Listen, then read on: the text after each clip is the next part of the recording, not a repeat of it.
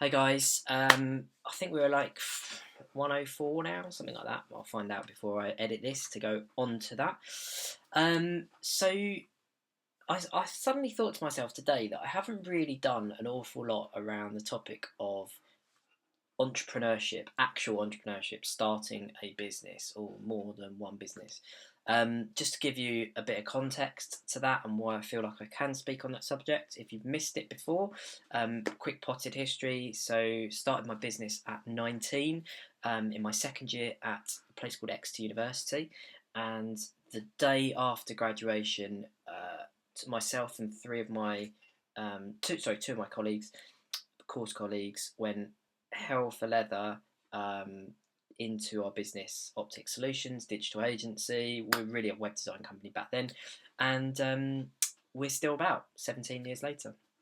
So, and we've grown to about 20 people. So, I've actually started a business and I've grown a business, and I have now involved in five or six other businesses, mostly online. So we have a um, a wedding based website. We have um, a hospitality based website. We have a travel based website. We have a legal sector website, and so on. Anyway, doesn't matter. But I've done it. Is what I'm trying to get at. So I do feel like I can talk about this subject. Um, so I was just sort of thinking about what it actually takes to be entrepreneurial or to do what I've done. And I'm sure there's lots of different things that I could throw at you here, but there are a few kind of key traits. One is tenacity. Just keep on and on and on until you just nothing gets in your way. You just keep going.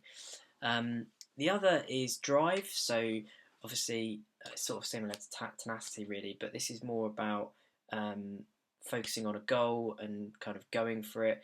To be honest, actually, in the early days, I don't think I really even had a goal. I just got on with it. I just did it. Um, I think it's lonely being an entrepreneur. So there's nobody at the top above you to bounce off, to go to your ideas. People don't understand it until they've tried it. You don't know what it takes to run a business until you've actually tried to do so. Most people think they do, or a lot of people think they do, sorry, but it is a whole world apart from when you actually try it.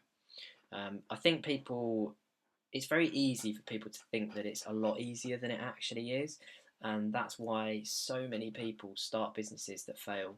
I think it's something like 80% or maybe even higher that actually do try to start a business that unfortunately don't get further than the first year. Um, and it's fine not to be an entrepreneur either as well. If it's better to be an amazing third, fourth, fifth person at a company than it is to start a business and fail and fail and fail again. If that's the right path for you, everyone's different. So some of the things that I learned in the early days of optics, just selling, always be selling.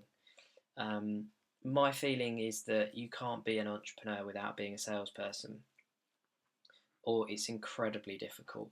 I've seen lots of people with great ideas, inventors, that kind of people who've tried to run their own businesses and just have failed miserably because they can't sell what they have invented. So that's the first stage, really, is getting your product or your service out there. And if you can't do that, what can you do? So have you got that in your locker?